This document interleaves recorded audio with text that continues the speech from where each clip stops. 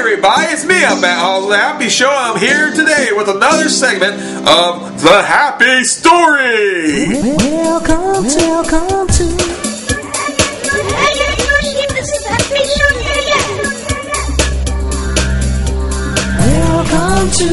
The Happy Show. Hey, everybody.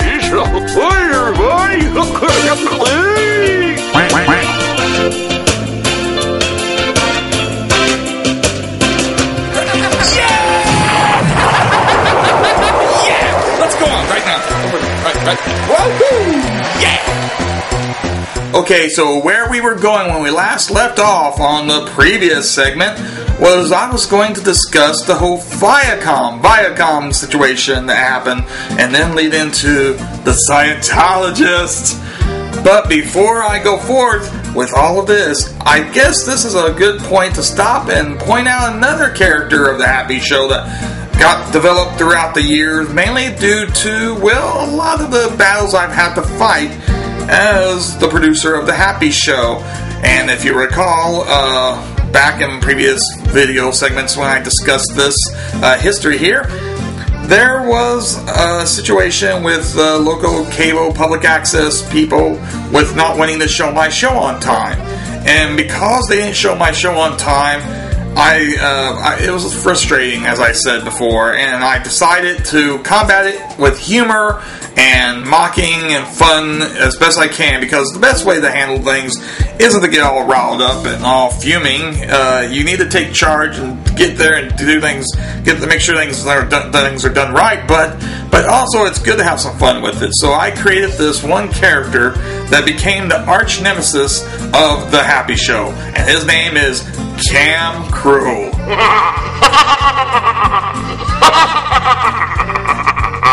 Well, we're going to get started with the show today because we got lots of cool stuff that people should hopefully want to see. And just look at you and that stupid puppet of yours. How pathetic the two of you are. That Cam Cruel again. I dare say that watching the time and the temperature channel would be much more entertaining for your viewing audience than watching the two of you goons ramble on each and every week. Soon, you and your puppet will be thrown off the airwaves, Hawes, and I will be allowed to run my glorious commercial advertisements with automobiles and real estate, and there will be nothing anyone can do to stop me.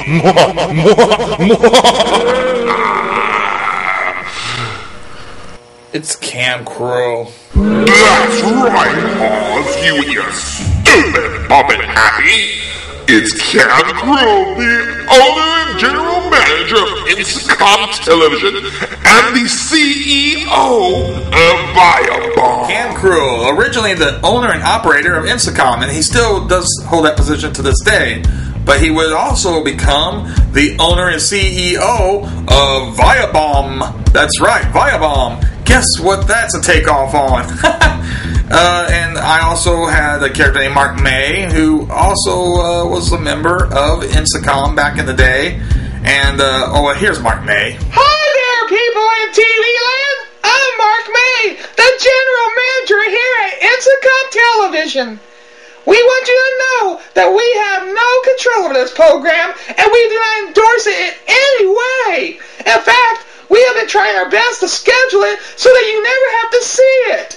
If you accidentally do see it, you can write us at the following numbers. Mark May was supposed to represent the people that were in charge of programming my show for public access here in Evansville, who never seemed to get it right or didn't care. It wasn't a matter that it was just strict incompetence. If it was that, it would still be frustrating, but it wouldn't have been really as bad. It was the fact that it was deliberate, that they sometimes just didn't want to mess with showing the stuff, and so they weren't going to mess with it usually, even though that's the requirement. So I had those issues, and that's where Cam Cruel came out of. And why did Cam Cruel become the CEO and COO, Chief Operating Officers or whatever, of Viacom? Why did I even decide to create a fictional company called Viacom? Well, that's because of the Viacom situation, which happened in the very last days of 2006 leading into 2007. That is when Viacom International decided they were going to remove a video parody I had made of reality television. A video parody that did not use any elements, any materials, or anything at all from their show, The Real World, which is broadcast on their MTV networks. And that is why my video had been taken down, because it was called The Real Happy Life World. The parody, yes, it's a parody of reality TV, but it was just those words, The Real Happy Life World, more specifically, The Real World, that got this video taken down, simply based off that alone. You see, what happened is, at the time that Viacom decided to put the clamp down on YouTube and require YouTube to take down any videos that violated their copyrights, or that they said violated their copyrights, at this point, YouTube had just been bought by Google.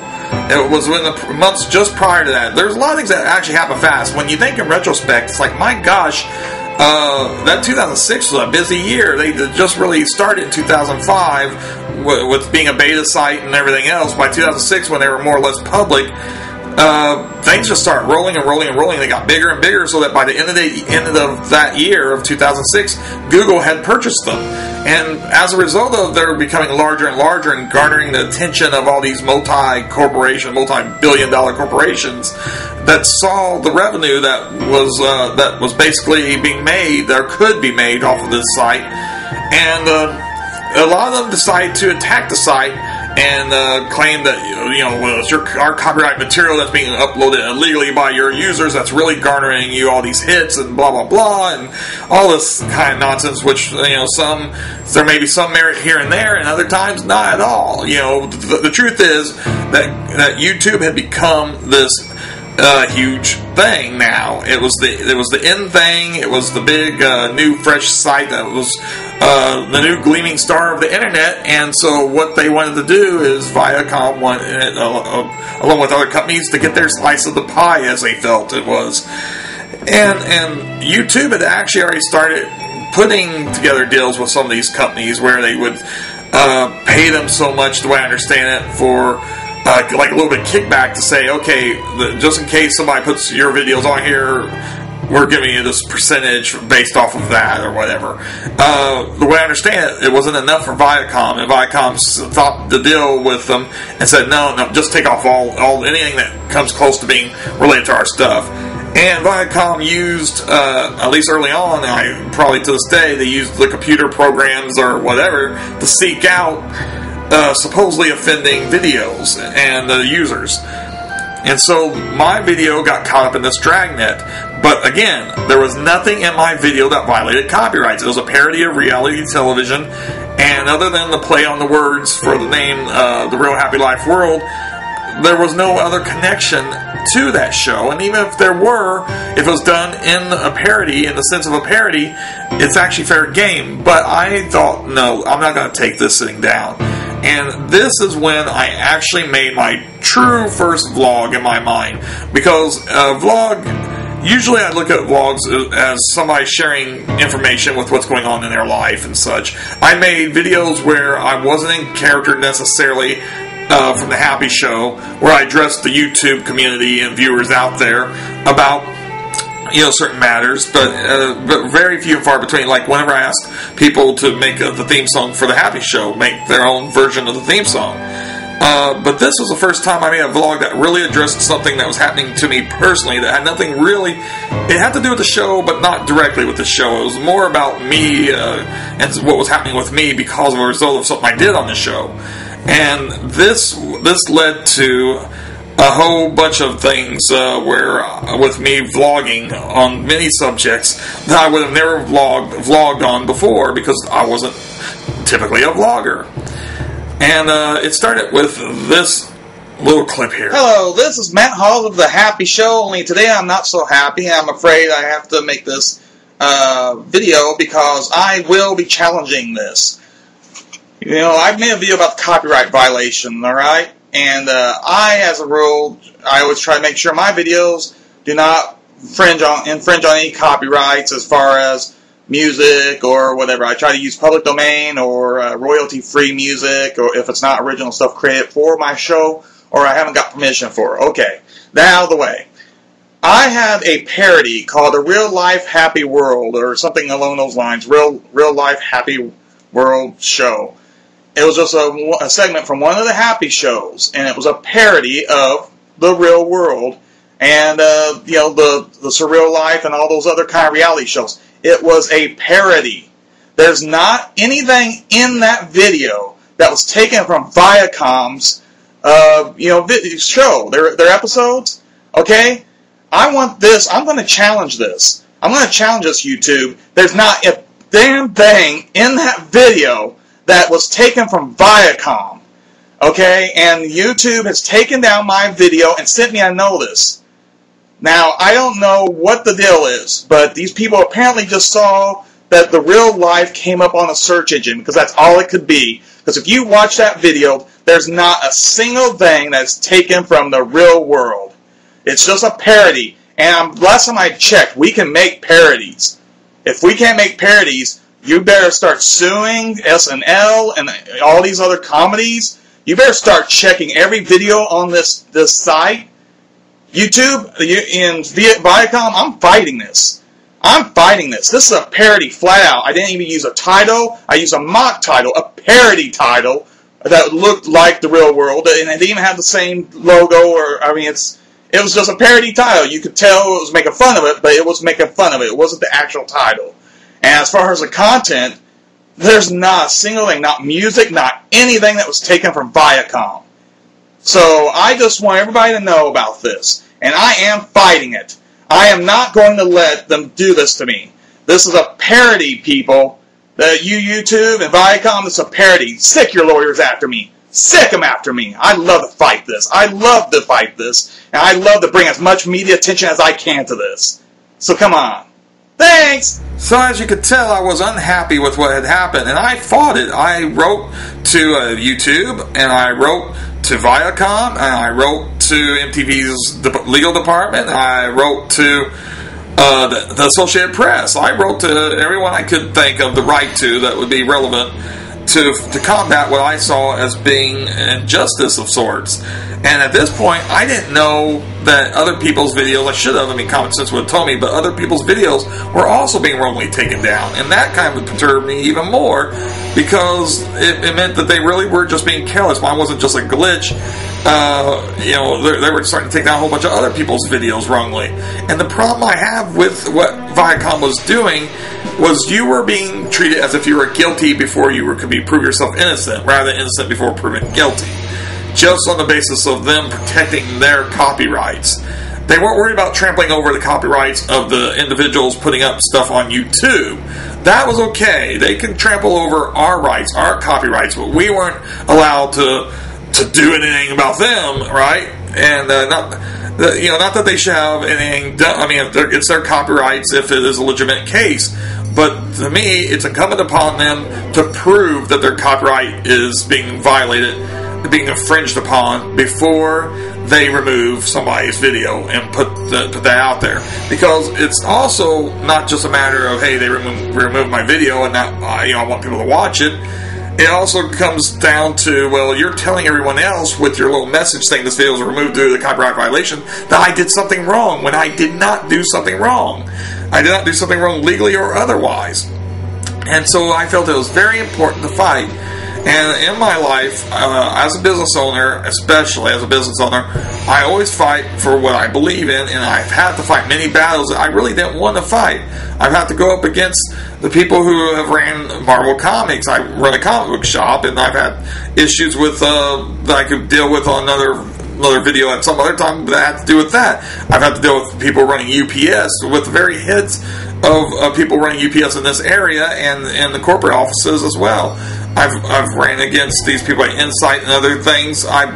Because the thing is, you have to fight for your rights, basically. It's so easy for people to just run over you, and a lot of people don't want to do that. They want to fight, that is, and they want to because sometimes it's easier if it's not anything too drastic to them to just let it happen. And it's like, no, somebody's got to stand up. And so I did stand up for Viacom, for my rights, and then ultimately, because I found out that they were doing it to other people, I wanted to get the word out what they were doing and that it was wrong, and fight for other people's rights. This is nonsense, this whole deal with Viacom and YouTube, indiscriminately removing videos. Again, there might be some videos, I'm sure maybe even the majority of videos they remove that deserved to be removed and needed to be removed because it really and truly infringed on their copyright. But there's a lot of people like my videos, who have videos like mine, that weren't infringing on copyright violations, or weren't infringing on copyright laws, whatever.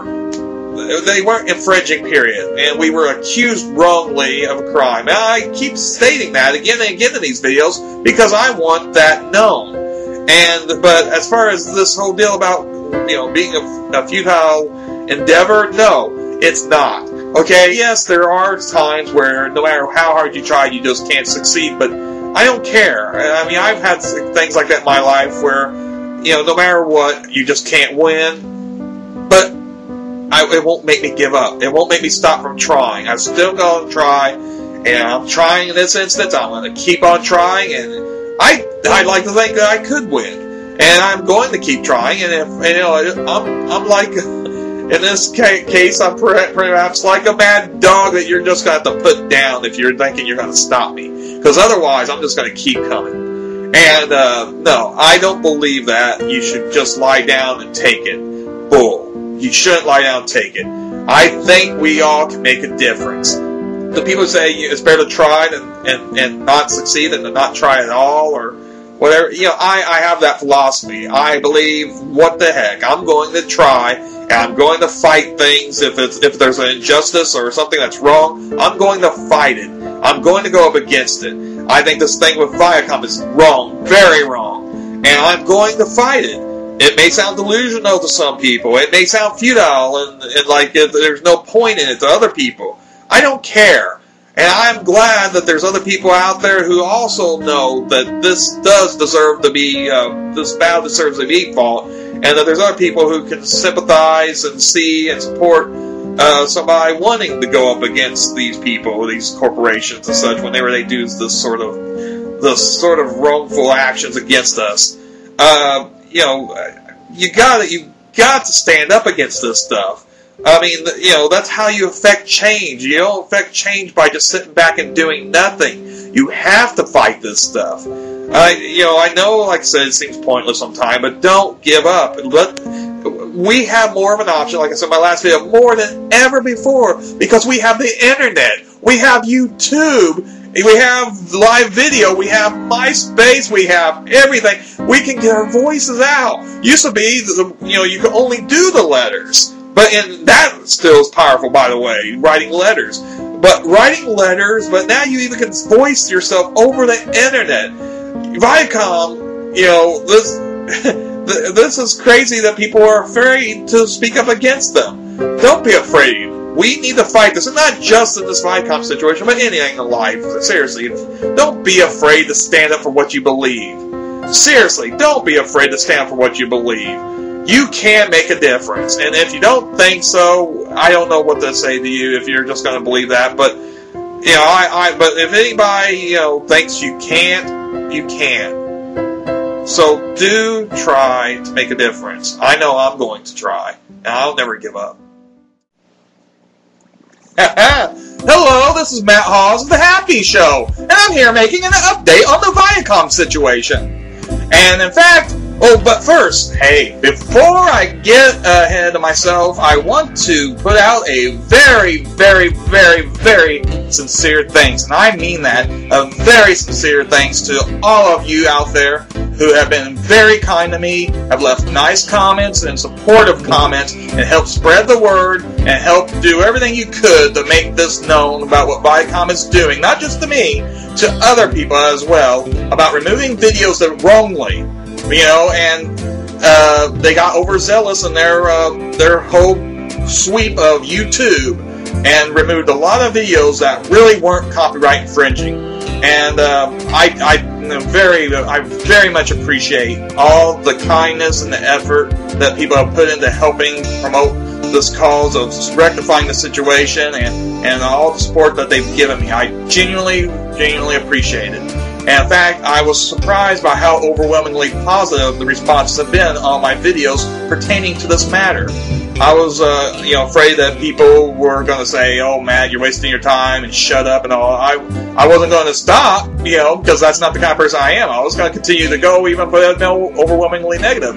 But I was very grateful and very surprised to find out just how many people were actually supportive. And I really appreciate that.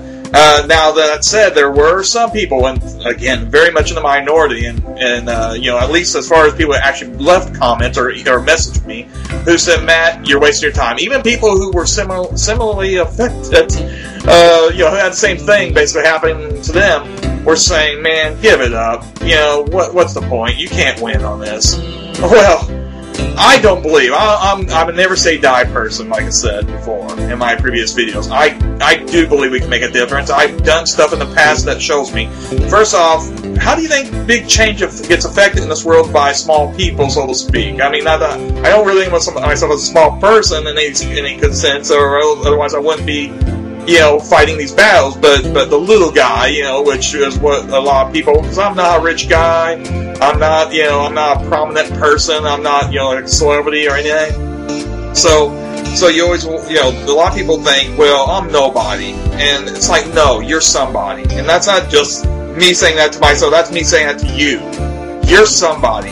Everybody has a voice. Everybody can make a difference. And the people who think so, it's almost like you're brainwashed by society. You're brainwashed to believe you can't do nothing. Bull. You've got to fight for your right. You can't win every battle. I mean, I'm not silly enough to think I'm always going to win, but that's not going to stop me from trying to fight the fight. Okay? And I don't think anybody else should ever give up if they truly believe what they're doing is right. If you truly believe you're in the right, fight for it. And if you don't win, you don't win, but you keep fighting for it. The fight is still important, even if you have to, fight it and end up failing.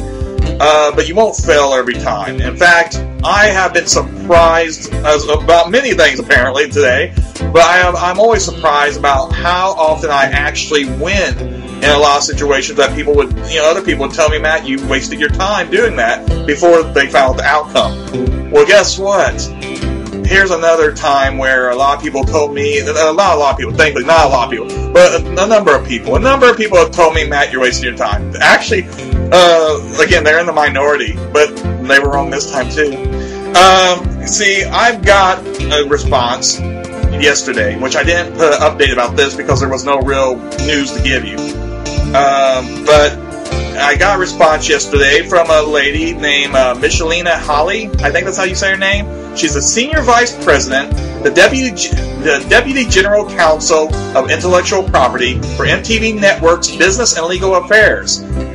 That's right, she's in charge of the intellectual properties for MTV. She's the Senior Vice President in charge of this. And she wrote me an email. And she said, "Your attached email," talking about my email, which, like I said, I sent emails, I sent real snail mail letters to Viacom, to the Associated Press, and to YouTube. And she responded. She said, "Your attached email has been sent to me for review and handling. I am in the process of retrieving the clip and I can't talk tongue twister. I am in the process of retrieving the clip in question, and we'll get back to you as soon as I have had an opportunity to review it." Can you tell I don't plan this stuff out because I'm like fumbling everywhere? Anyway, so that was a letter I got yesterday, and I thought, well, that's pretty promising. They're at least reviewing the clip, okay? Of course, there was no real news to give to anybody other than I did get contacted by MTV. MTV contacted me because The Real World is a program that was made on MTV, Viacom being the parent company. So they forwarded it to her because I guess Viacom, as the parent company, didn't want to handle the affairs. I guess any of these complaints go out to the lower branches, so to speak. Anyway, so here's the email I got today. "Dear Mr. Hawes, I reviewed your clip and determined that it was taken down in error. I am therefore notifying our vendor to send an appropriate retraction to YouTube so that the clip can be reposted. I apologize for any inconvenience." And again, it's signed Michelina, I'm sorry I'm pronouncing the name wrong, Holly, Senior Vice President, Deputy General Counsel, Intellectual Property, MTV Network's business and legal affairs. You can make a difference. So that led into the next chapter of my YouTube history with The Happy Show. And it was connected to The Happy Show because the parody, that's where it originally aired. So in my next video, I'll deal a little bit more with that whole situation with Viacom, wrapping that up, and then moving on to the next thing, which was basically how I and Happy appeared on the BBC television program Panorama because of something we did that was connected to Scientology. That's coming up in the next video segment of the Happy History. Yay! Yay!